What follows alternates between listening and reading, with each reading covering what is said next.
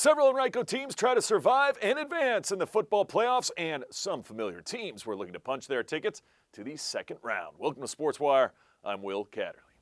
And you can't talk the high school football playoffs without Highland Springs. That would be like mashed potatoes without gravy for Thanksgiving. Still, the Springers had looked beatable lately, losing to rival Varina a few weeks ago and needing to beat Hanover in the final minutes. Meanwhile, Glen Allen came in with something to prove themselves after falling to Freeman in the final week of the regular season. But of course, there can be only one winner, and it's awfully hard to win at the Emerald of the East End. So here we go, Highland Springs at home, taking on Glen Allen. Let the playoff party begin. Glen Allen would win the toss. They would elect to defer, but watch number 12, Tricky Jaguars. Weston Kitely on the opening kickoff. It's an onside kick, and Glen Allen, Johnny on the spot, jumps on the football. They recover it. Momentum from the opening kickoff going Glen Allen's way, but Springer defense would stand tall, as they normally do. Number 52 in on the sack, Patrick Cheatham. Fourth down, too far for a field goal. Glen Allen going for it. Luke Perini fires a dime, but it can't quite be corralled by Jabari Harris. No harm, no foul. Springers escape a tough situation there. So they get the football. Antoine Richardson firing, finding Devlin Davis for the first down, but fourth and less than a yard later on the drive, it's the Glen Allen defense coming up strong. They get the stop. Number 22 in company, Jamari DeBerry with the tackle. And then Luke Perini on the read option. Down the sidelines he goes. Touchdown, Jaguars! Glen Allen strikes first at the Emerald of the East End, no doubt. 6-0 with 4:11 to go in the first. Let's go to the second. More Jaguar defense. They were ready in this game. Early and often, Brandon the Burner Turner with the sack, and then special teams. Oops! Springer set up to punt, but the snap goes over Anthony Barrett's head, and he throws the pass, and that would be intentional grounding. It would lead to this field goal in the second quarter.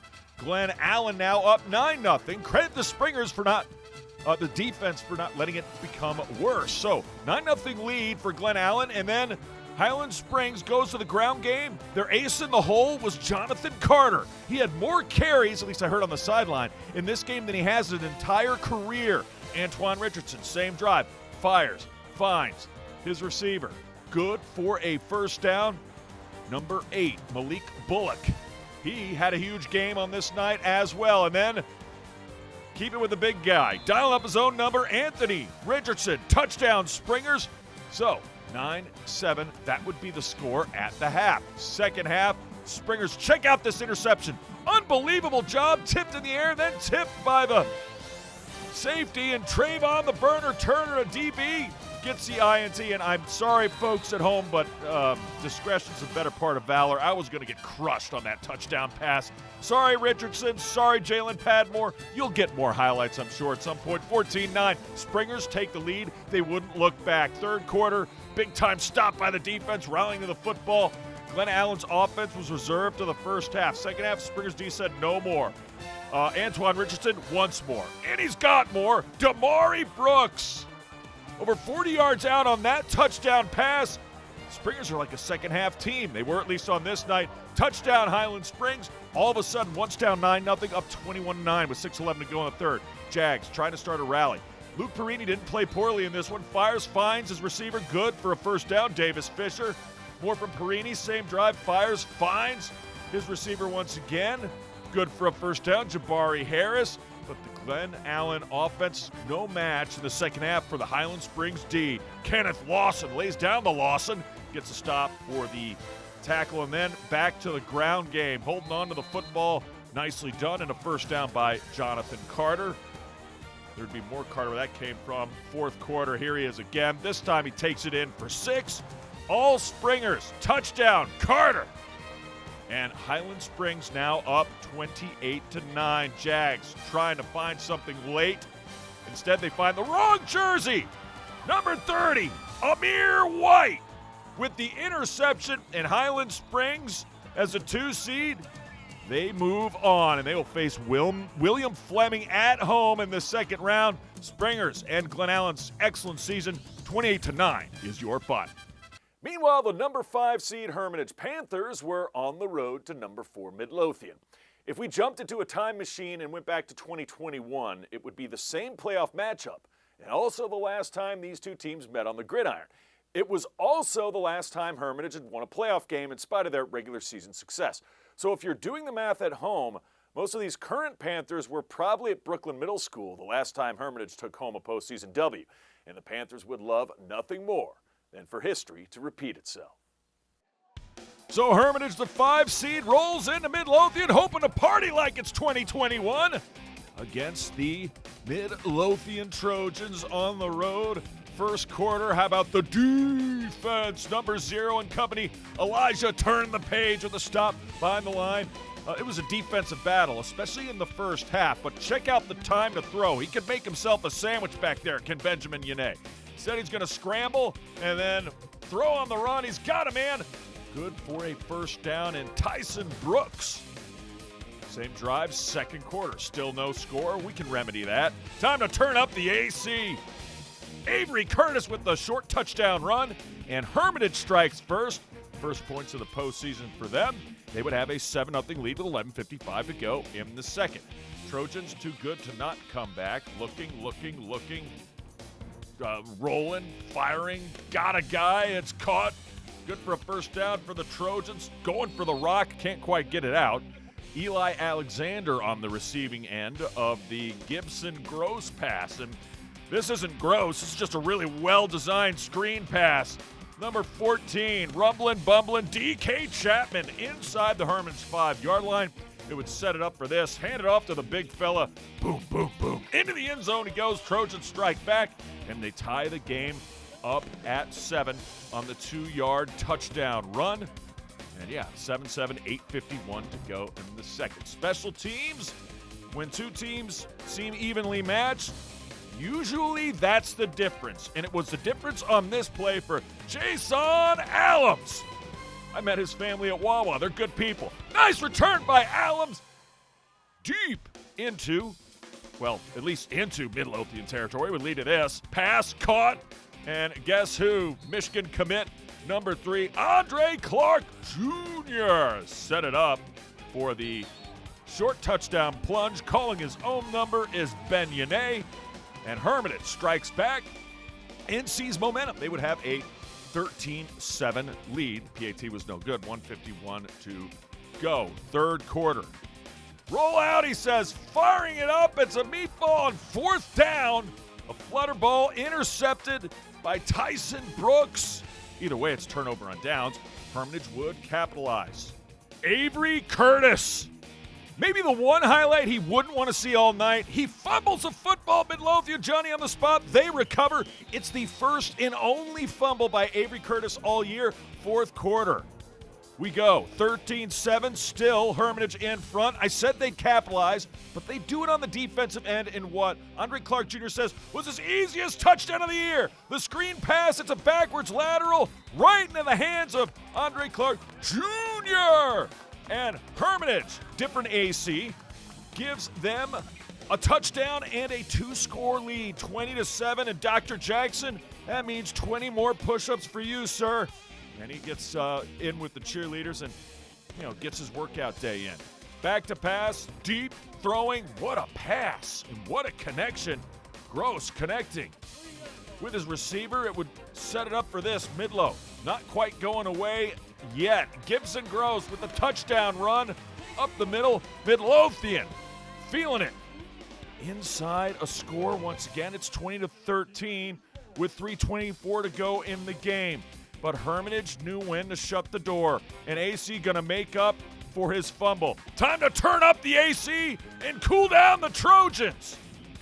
Avery Curtis, 38-yard touchdown run, his second touchdown of the night to go along with a 3.87 GPA. And this group of seniors for the Panthers going to win their first playoff game at Hermitage because that touchdown gives Hermitage their 2-score lead back. By the way, did you see the pancake chain?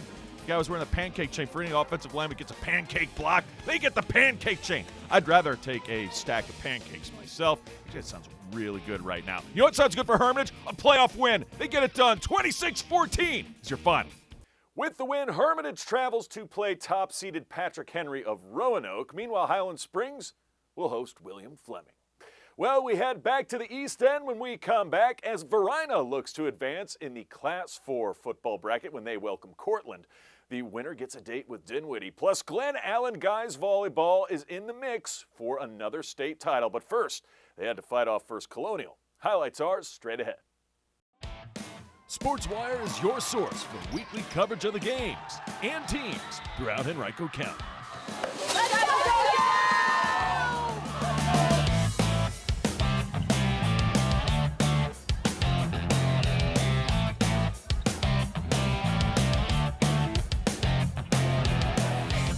The exciting highlights.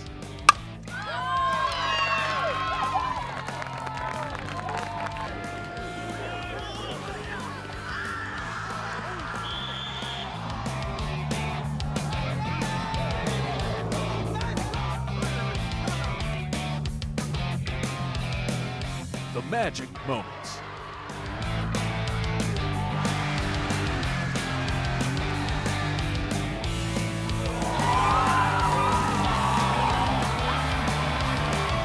And you get to see it all by watching SportsWire. But since we can't be everywhere, we thought we'd ask for your help. Anytime you get some exciting video or pics, share it with us. Yeah! Come on now! So we can share it with everyone. SportsWire, where high school sports are always the top story.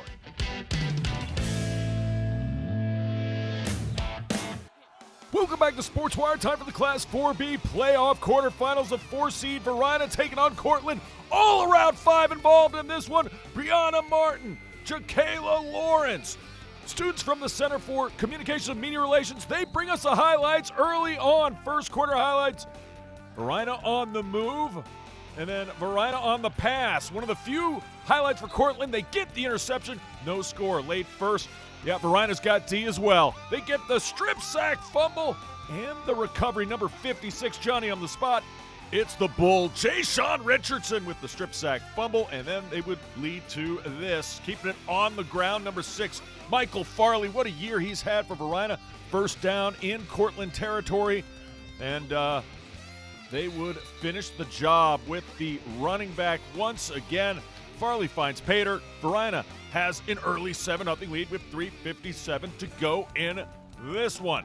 Special teams, pretty special as well. Courtland on the punt, and there's some traffic on the sidelines here, so I'm just going to fast forward to this. It's a huge return for the Blue Devils. All the way deep inside Courtland territory, Trayvon Rogers. And then same drive, second quarter would lead to this. Short touchdown run by Caleb Weiss. Touchdown from ball out. Caleb 13-0 at that point. 10:53 to go in the second. Second quarter, Varina put up a lot of points. And they did it in a lot of ways. Braylon Hood with the stop in the backfield there on the tackle. Then, how about some defense? Seen the special teams already. This is a pick. Zaire Rex takes it the distance. 24-yard interception return for a touchdown. Now it's 19-0. We're still in the second quarter, folks. Another kickoff return. It's a fumble. Courtland muffs it, and Varina sticks to it. By the way, we had more help from round 5. At Varina Athletics is on it. Rick Catalano with this long touchdown. It's a family at Varina. Route 5 answering the call. Caleb Weiss goes deep, 27-0. More from Rick Catalano. And at Varina Athletics, a touchdown pass this time. Caleb finds number 12, Burton Robinson. And it is a 30-burger. How about a deep touchdown pass again? Weiss to DJ. Damari Carter, D1, I should say. Good for the touchdown there. Still in the second quarter. This time, the touchdown, ball out. Caleb was balling out. 47-0. They scored 40 in the second quarter. They win it 47-6. And Freeman's season does come to an end at Fleming, 46-6. Boys volleyball state playoff time, Class 5. Glen Allen playing host to the team from Virginia Beach, First Colonial. You get to this section of the playoffs, everybody's super good, so you can't take anything for granted. Although Glen Allen came out firing. Number 15, with the block. It's a block party for David Johnson and company. Later, First Colonial trying to keep within arm's length of Glen Allen. Actually, on this point, they're up 6-4, but Anaskanic says no. With the point and the kill, he's done that all year, all career. Jacob Anaskanic, and then getting into the act. A nice shot attempt there. 15-14, still first set action. Glen Allen up 1. Number 4 was huge in this match. Hayden Geis with the kill right there. Jags in command on the serve. Number 1, William Bond. William Bond. Block in the front of the net once again. Let's go. Number 13. Getting it done. Jack, I should say, Bateman with the point there. And then up 23-15. Putting this one on ice is Glen Allen. Nice block by First Colonial. But that dog will hunt off the tip. Bond. William Bond with a point, and then Bonds. William Bond on the serve. And Glen Allen with the block at the front of the net. Again, every part of their game was working. Jack Bateman gets involved. 25-15. They win the first set. Second set, not so easy. First Colonial on the comeback trail. The block, yes, but the point goes the way of the Patriots. Colonial down 1. Jags up with a chance to make it 2-0. Another block in the front. That turned the tables were the Patriots in this one. But that dog will hunt. It works for the point once again. It's Hayden doing the work. And then Jake Anaskanic on the serve. Somehow, a terrific dig by Glen Allen there. Setting it up for Hayden once again. Point goes the way of the Jags. Down 16-14 at this point is Glen Allen. First Colonial. Extraordinarily competitive in the second set. But the point goes away of the Jaguars again. Hayden Gaze again gets that one to go. Later, tied at 17 now. Back to First Colonial. Number 13 doing the honors, Zaya Peterson. Then up 18-14. It looked like Patriots going to take this set for sure. If they could go up 5 or 6 points, that's usually the difference, usually insurmountable. So a huge point right there by Anaskanic and friends on the side of the Jags. And then coming up, aces. Hayden Gase with a point. Then Anaskanic on the serve. 26-25. Glen Allen at this point. That is too far and out, and the set goes to Glen Allen. They take that one from First Colonial. They were down 25-24. They won it 27-25. You got to win by 2. In the third, going to ride that momentum. Colonial trying to stay alive. They get the point right there. But it was too much Glen Allen in this one. On the serve is First Colonial. Jags up 3. Better make it 4. That left corner from the outside hitters was money all afternoon. Saturday afternoon affair in this one. And then coming up aces once again are the Jags. They get the point up 17-4 at this point. First Colonial trying not to go away.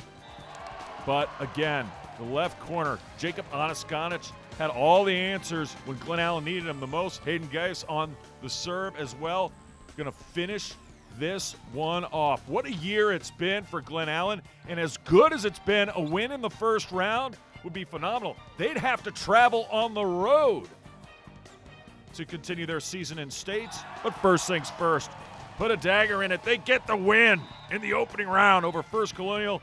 And the fans loving what they're seeing. And you can't blame them. Jags win in straight sets, 3-0, and they will move on. And it only gets better for Glen Allen after winning in the state semifinals in 5 sets against Kempsville. They will play in the finals Saturday at the Siegel Center against Granby. Speaking of Glen Allen, we head back to the home of the Jags and the Deep Run Wildcats, and we return. Several student athletes signed their national letters of intent to play at the next level. That's next. Todd's a great guy. I mean, look at him. What A sweetheart. Attaboy. Wait, Todd, what are you doing? How totally selfish and un-Todd-like of you. Come on, Todd. Come on, man. Welcome back to Sports Wire. Welcome to Glen Allen High School special signing day for some baseball players. Daniel Nienaber will soon be a Mississippi State Bulldog. Starting pitcher and Caleb Whitehead about to sign with Lincoln University. Tonight is the culmination of basically the first phase of their baseball career. When they sign off on that piece of paper tonight, they're committing to go and play baseball at a university. Now, just because it's the culmination of the first phase doesn't mean it's the end. This is just the beginning. And when they step foot on a college campus in late August, things are going to get very intense baseball-wise. It'll be the most intense baseball experience that they've ever had. Both of these guys are up to the challenge. After getting down there to the big SEC feeling, it was completely different. The coaching staff was a big part of my change, but after seeing the campus, the small town feel, the southern hospitality, amazing facilities, it wasn't really a hard decision. It's the first HBCU in the country. When I talked to the coaching staff, I really loved them. I really loved the players, the environment that it was, and it was really good. I mean, it means a lot. I mean, I just want to bring what I can for the team, make the team as good as possible. Let's go to Deep Run High School, where they had a total of 9 signees for this Commitment Day ceremony. Starting off with baseball, St. Olaf College will be the new home of Aiden Bradshaw. Carter Bransford. She was named as the golf team's most improved player, helping them to a second-place state championship finish. She will go to the University of Richmond. Gabriella Shrapek, seen here, will take her softball talents to Syracuse. She was first-team All-Region, second-team All-State last year. Roanoke, the Maroons get Dash Cox, the second golfer of the afternoon. He earned the Impact Award his sophomore year. He was also sophomore prince for homecoming. Dash Cox going to Roanoke. Meanwhile, Tori Gouch gets a soccer scholarship to Middle Tennessee State. She was a big part of last year's state championship team, also first-team All-Metro, All-Region, first-team All-State. Connor Pappas will continue his baseball career at Shenandoah University. And if you watch enough Sports Wire, you might remember him from last year's walk-off game-winning hit against Glen Allen. Back to softball now, where Emily Plank takes her talents to Gardner-Webb University. The 2024 second-team All-Region pitcher joins her pitching teammate in Hope Tate. She was not only great on the softball field, but also great in the classroom as part of the STEM and National Honors Society. Hope Tate goes to Virginia State. And there weren't many athletes better in the pool than Olivia Winnert, going to the University of Cincinnati for a swimming scholarship. She was the captain of the team last year, and she is nationally ranked in the pool, and she's pursuing a degree in elementary education. Congratulations to all the student athletes making their dreams a reality.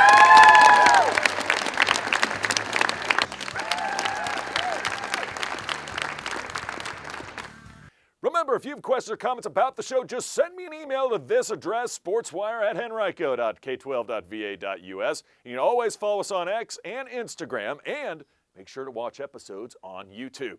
I can't wait to see you next time on Sportswire.